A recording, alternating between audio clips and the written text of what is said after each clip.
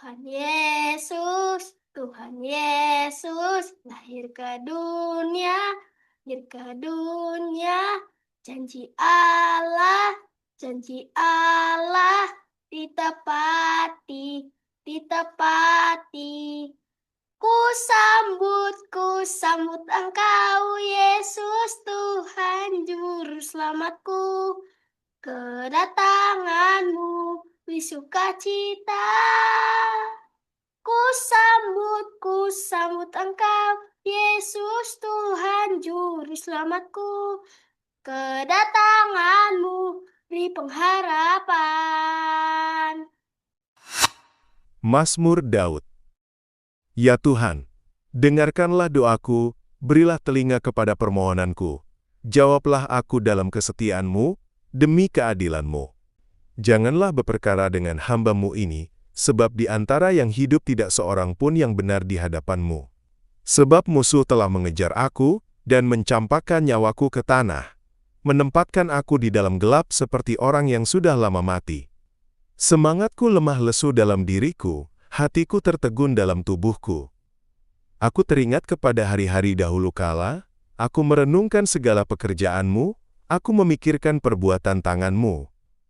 Aku menadahkan tanganku kepadamu, jiwaku haus kepadamu, seperti tanah yang tandus. Selah Asaya. Jawablah aku dengan segera, ya Tuhan, sudah habis semangatku, jangan sembunyikan wajah-Mu terhadap aku, sehingga aku seperti mereka yang turun ke liang kubur. Perdengarkanlah kasih setiamu kepadaku pada waktu pagi, sebab kepadamulah aku percaya. Beritahukanlah aku jalan yang harus kutempuh, sebab kepadamulah kuangkat jiwaku. Lepaskanlah aku daripada musuh-musuhku, ya Tuhan, padamulah aku berteduh. Ajarlah aku melakukan kehendak-Mu, sebab Engkaulah Allahku. Kiranya roh-Mu yang baik itu menuntun aku di tanah yang rata.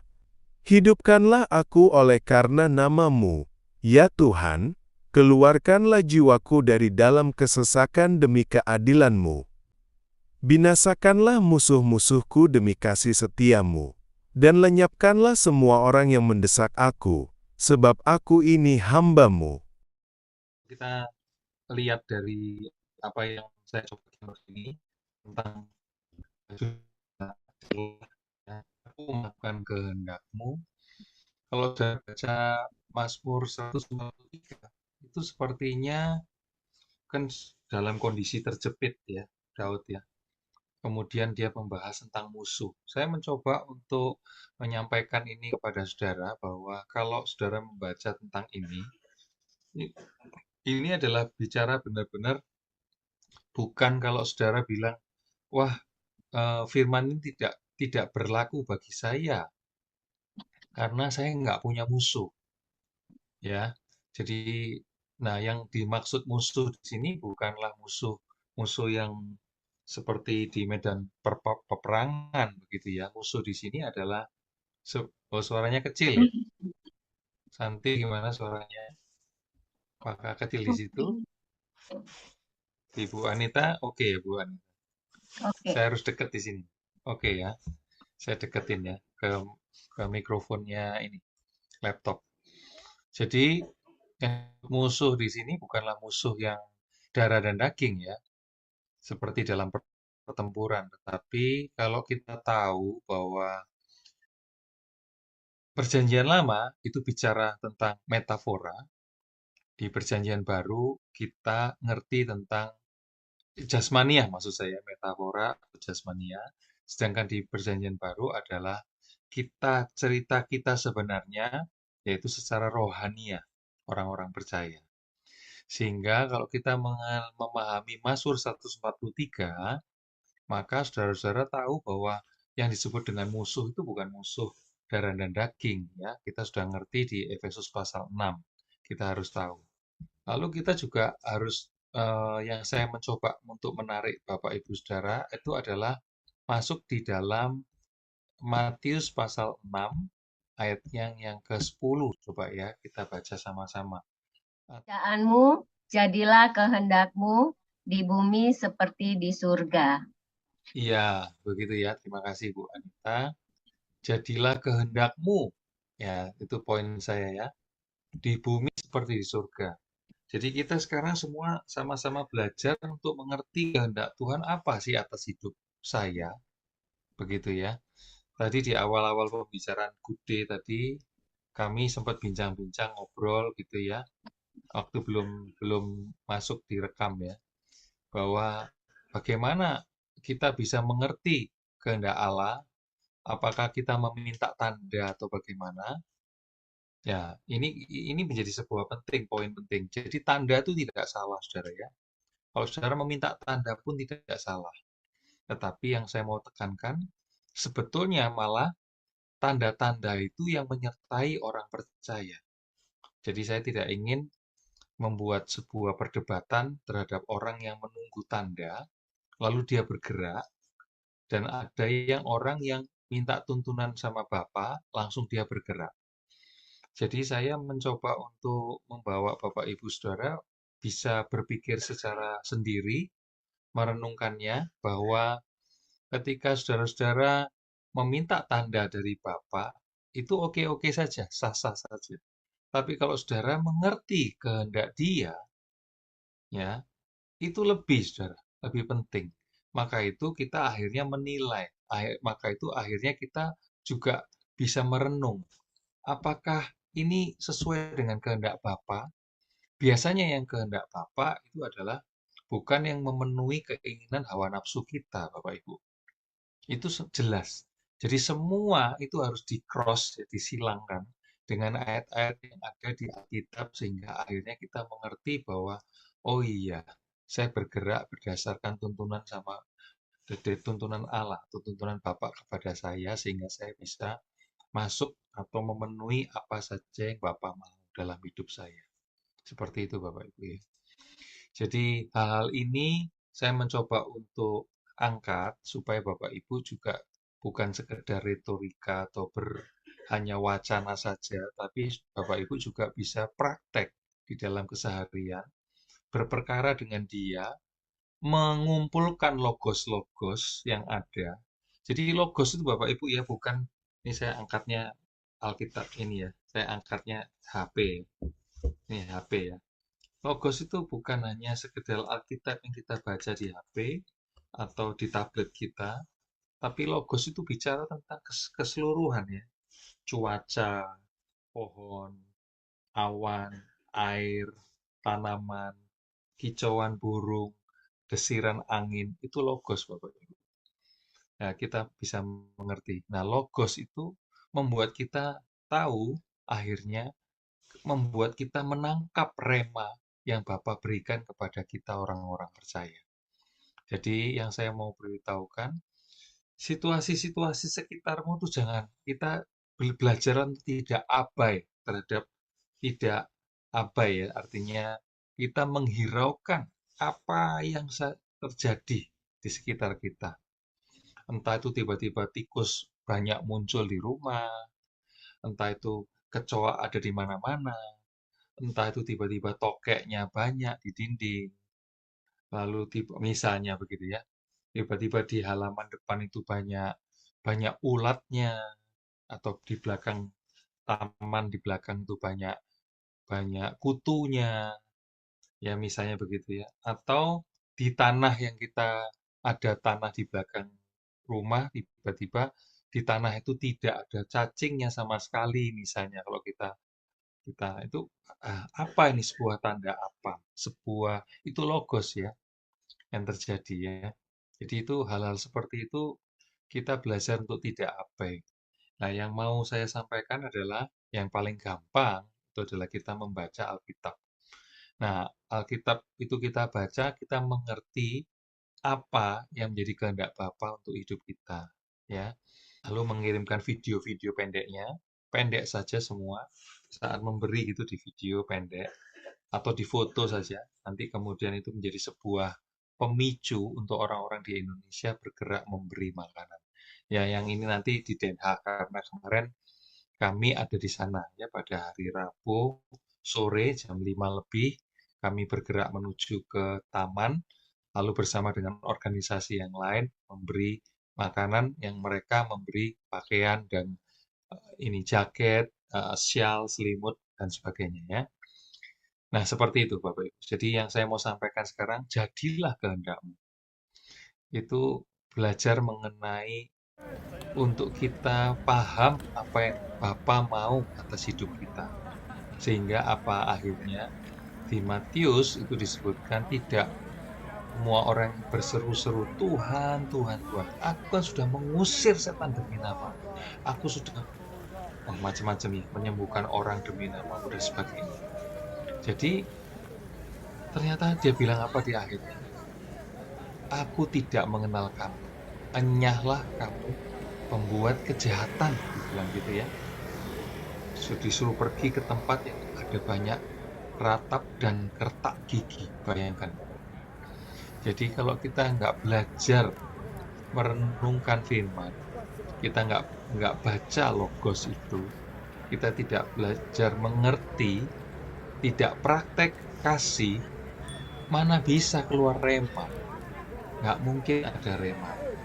Bapak Ibu tidak akan ada gerakan kasih di dalam diri.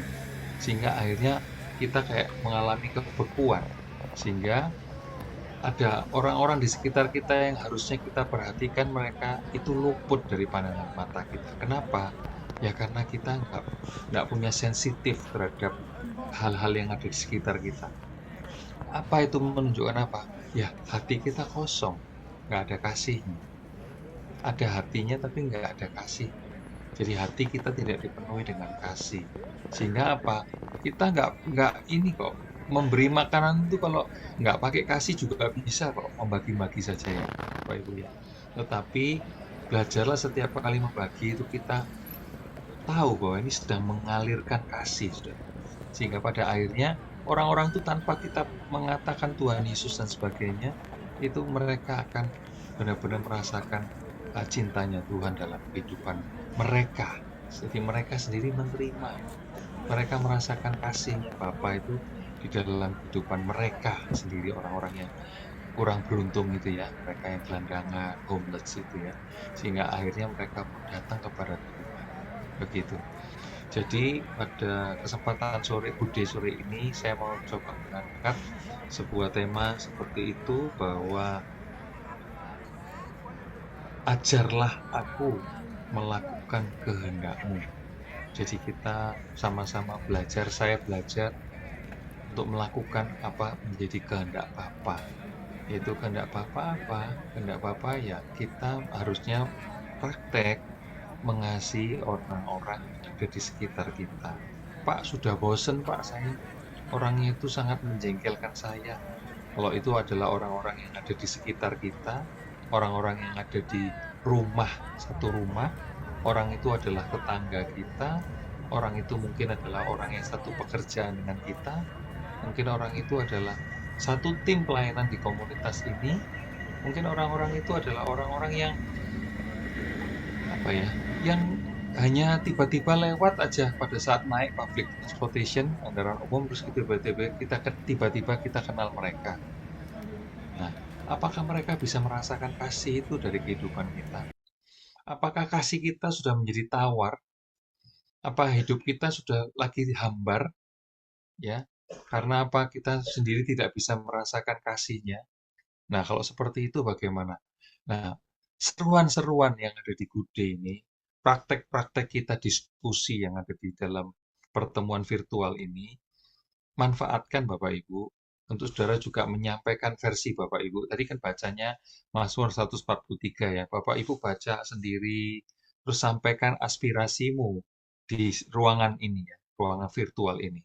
Sehingga saudara bisa belajar menyampaikannya secara pendek, lalu itu bisa menimbulkan sebuah pertanyaan baru, menimbulkan sebuah diskusi, menimbulkan tanya jawab, dan berharaplah yang bersuara adalah partisipan semua yang ada di dalam pertemuan ini.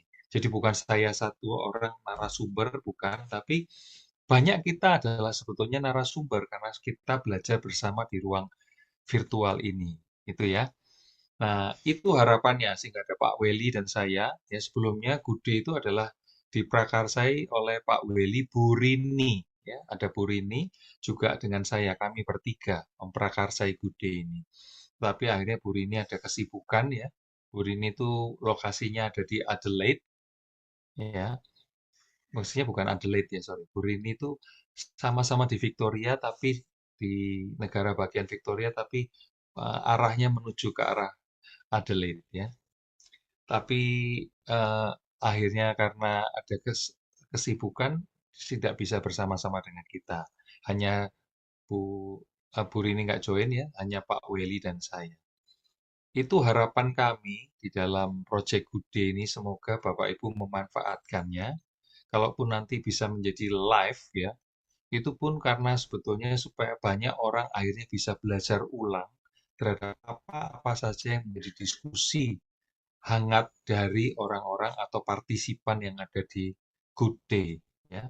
Seperti itu, semoga Bapak Ibu mendapatkan sesuatu dari apa yang saya sampaikan maupun yang saudara baca sendiri dari Mazmur 143, atau saudara tiba-tiba ting kelihat kena di poin yang lain, saudara terkait dengan hal lain yang ada kaitannya atau tidak terkait juga nggak apa-apa. Pemikiran-pemikiran saudara tidak harus dijawab karena statement saudara itu merupakan sebuah pemikiran yang membuat saudara sendiri bisa ini lega melakukan, mengeluarkan ya, menyampaikan aspirasi itu penting ya.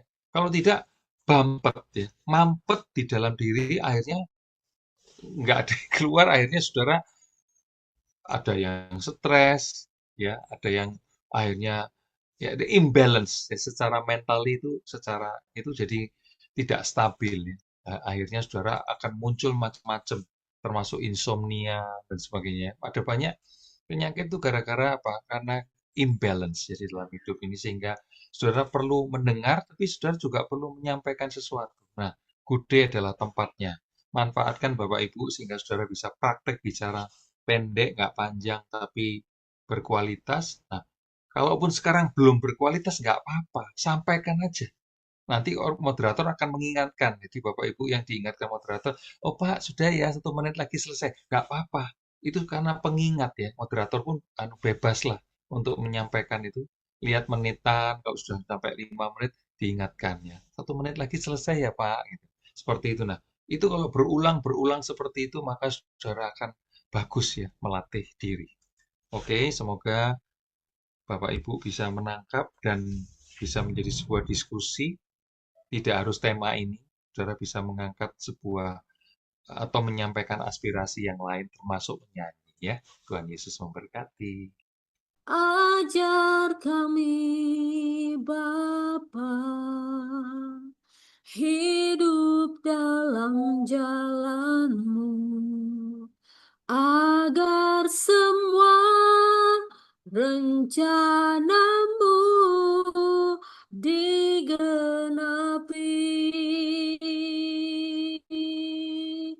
Mulialah nama-Mu Tuhan, dan ajaib jalan-Mu. Pimpin kami di setiap waktu. Besar setiamu Tuhan, agunglah karyamu. Yesus, kami bersyukur padamu.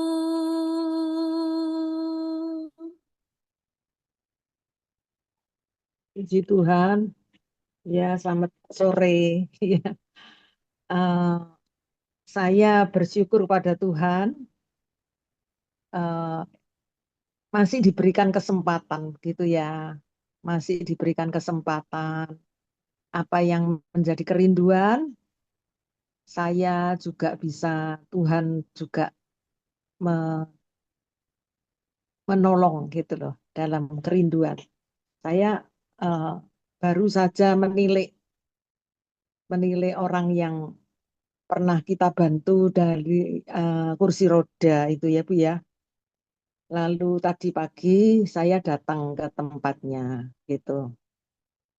Saya datang sudah lama apanya janjiannya dengan anak cucunya itu sudah lama, tapi saya ambil waktu tadi jam 11 siang. Wah, kan orang Madura, jadi dia ibu tua ini sudah menantikan kedatangan saya. Dia mandi, dia nunggu di ruang tamu. Ibu kalau tahu eh, sudah mandi itu bedaan putih semua loh, bedaan ininya apa raut wajahnya itu anu apa putih demblek-demblek gitu ya Bu ya. Lalu saya ya sudah lah orang mungkin orang anu ya sederhana gitu ya dia. Lalu waktu mau pulang kami banyak lah ngomong-ngomong gitu ya dan membagi kasih gitu. Dia tuh selalu memegang tangan saya, mencium gitu ya. Tapi saya gini, saya mau berdoa, saya bilang gitu. Saya berdoa langsung tangannya dia begini. Langsung tangannya dia begini. Dan dia keluar air mata, Bu. Saya kan enggak ngerti. Saya enggak ngerti bahasanya dia pakai bahasa Madura. Saya pakai bahasa Indonesia, ngomong dengan Tuhan. Tapi dia bisa keluar air mata, Bu.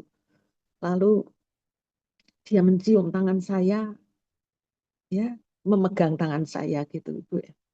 Saya teringat siapa yang mengerti isi hati itu.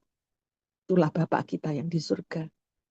Sebab Bu, sebelumnya itu beberapa mungkin berapa tahun yang lalu kan sudah dapat ini kursi roda ini 2 tahun mungkin ya. Itu waktu di dia mandi, saya siram. Saya bilang, kamu saya mandiin ya, gitu ya. Saya diantar dengan cucunya itu, cucunya. Lalu saya gebyur dia dalam nama Tuhan Yesus Kristus gitu. Tapi waktu itu saya pikir entahlah dia ngertinya sampai di mana, tapi hatiku rindu dia mengenal Yesus begitu ya. Dan follow up kemudian saya datang enggak sering-sering, mungkin setengah tahun sekali, 3 bulan sekali, mungkin begitu ya. Tapi kalau dengan cucunya itu setiap bulan bisa kontak, kami kontak dia datang ke. Cuma tadi Bu, waktu saya pulang, dia pegang tangan saya cium. Waktu berdoa dia keluar air mata. Dan saya begini, Tuhan, Engkau yang tahu. Engkau yang tahu. Roh Kudus terus melayani ibu ini. Saya percaya itulah kasih Kristus. Tapi sebaliknya begini, Bu. Mungkin Bapak David bisa juga memberikan masukan ya. Tapi saya juga kadang-kadang mengalami kesulitan karena ini kan di luar jemaat. Pelayanan yang di luar jemaat begitu, Bu. Kalau saya mungkin sering-sering tahu kegiatan di luar itu, kadang-kadang waktu rapat bersama, saya bisa diberi masukan. Beri masukan itu seperti bukan teguran menentang tidak, tapi mengingatkan saya ini. Jangan terlalu banyak yang ngurusi yang di luar. Harusnya mereka kalau panggil saya kan Tante. Tante Marta lebih baik perhatikan yang di dalam dulu, beres yang di dalam dulu. Seperti itu, Bu. Sedangkan firman Tuhan di dalam Yohanes saya kan ingat ada domba-domba yang di luar kandang. Itu kuperhatikan juga. Nah, apa sebabnya, apa tanda tanya? Sekarang saya kalau ada aktivitas di luar, saya tidak pernah mengupload itu di grup dalam jemaat, tidak pernah. Karena menimbulkan nanti seperti jealous. Kenapa? Tante selalu perhatikan yang di luar. Yang anak-anak yang kecil, yang maksudnya yang rohani masih baru. Sedangkan yang di dalam itu bisa seperti itu loh, Bu. Ya, enggak semua, tapi ada satu dua yang seperti itu. Nah, untuk ini saya kepingin tanya kepada Pak David atau Pak HW ya, bagaimana sikap baik saya? Enggak usah info sama sekali di grup jemaat. Maksud saya memberi dorongan untuk mereka itu ayo sama-sama, begitu loh. Begitu aja. Terima kasih. Shalom semuanya. Kalau saya ya kalau melihat Mazmur itu bagi saya itu kan ayat-ayat yang berisi pergumulan-pergumulan gitu ya. Makanya kalau orang lagi bergumul biasanya mereka suka baca Mazmur seperti itu. Karena memang eh, lewat pergumulan Daud ini kan kita belajar banyak ya. Bagaimana supaya kita bisa melewati pergumulan yang sedang kita hadapi gitu ya. Nah, kalau yang ayat ini yang kita baca tadi 143 itu tuh pergumulan di dalam jiwa kita. Kadang-kadang kan ada sesuatu yang jahat ya masuk ke dalam pikiran kita, yang akhirnya pikiran yang jahat itu ya mencelakai kita sendiri gitu ya, karena terlalu lama di pikiran kita tidak kita buang. Seperti misalnya kita sedang sedih seperti itu kan, karena ada masalah seperti itu. Nah, itu akhirnya seperti musuh menyerang pikiran kita, sehingga apabila berlarut-larut kan membuat kita sakit ya. Nah, seperti itu. Jadi eh, harusnya kita itu ya melawan kesedihan kita itu kan dengan ucapan syukur, dengan tetap bersuka cita gitu, sehingga tidak membuat jiwa kita itu menjadi patah gitu ya, menjadi cemar gitu kan karena kesedihan. Nah, karena kita juga menemukan banyak ayat-ayat Alkitab, Tuhan kan selalu memotivasi kita gitu untuk bersuka cita, selalu bersuka cita gitu. Kemudian yang untuk Bu Marta, saya sih setuju sama pikiran Bu Marta gitu ya. Ya, Ibu Marta punya gereja melayani di dalam, ya bisa juga melayani di luar gitu. Jadi jangan sampai Bu Martanya apa terframing sama pikiran ada berapa jemaat seperti itu gitu. Karena ya kita semua kan dipanggil kan diutus ke dunia ini kan untuk menyampaikan Injil gitu. Jadi lakukan aja apa yang Bu Marta percaya gitu. Itu aja deh. Iya, terima kasih, Bu. Saya ambil adalah ya memang kita jangan berharap apapun di dunia. Sebenar apapun kita mau apapun itu malah yang saya katakan orang yang melanggar hukum lah yang justru dapat keringanan daripada orang yang benar itu. Dan itulah menurut saya anak Tuhan itu ya kayak gitu loh. Memang harus menjadi terang dan terang. Meskipun ya saya nggak apa ya ibarat kata dimusuhi lo, oh, dibilang lah intinya adalah cuma karena saya pelaporan itu saya dibilang bahwa Miss Miss Ari itu udah 15 tahun nggak pernah ini sama. Ya tapi kan masa saya membohongi diri saya masa saya menanggalkan akal sehat saya kalau misalkan you bilang ke saya, ya udah sih tolerir aja sih ini ki pasang apa headset ini satu. Prinsip saya bisa aja pasang headset tapi saya tidak mau membiarkan hal yang salah terjadi pembiaran. Itu. Saya nggak mau ini orang udah tahu salah, udah ada guideline staff room, tapi dia nggak mengindahkan kan, tapi merasa bahwa ya udah cuma lo doang kok yang ngelapor, yang lain nggak pada ngelapor gue, ya berarti lo doang yang bermasalah. Nah, saya kan nggak mungkin menanggalkan akal sehat saya dengan pelaporan saya pertama. Jelas-jelas memang Kak Anda itu bersolawat gitu loh. Saya mau video nanti saya Terima disalahkan, kasih, nanti nggak ada Cece. tanda bukti, iya gitu. Itu aja sih. Pokoknya tentang mereka lagi, mereka lagi, mereka lagi. Makasih Bu Santi. Iya, sama-sama. Terima kasih ya, Cece. Sudah mau curhat di sini. Oke, Shalom Pak Wiono. Ibu Elizabeth. Sepertinya, ya, Ibu Elizabeth. Siapa lagi nih? Ibu Heni. Shalom, Ibu Heni. Oh, Pak Martinus Kedu. Ya, kita bersyukur ya acara Kute di sini tempat wadah kita untuk bisa lepas berbicara apa saja, tidak mengandalkan tema, tapi kita saling berbagi ya. Ya, yang saya tahu apa yang telah dipersatukan Tuhan tidak bisa diremehkan oleh manusia.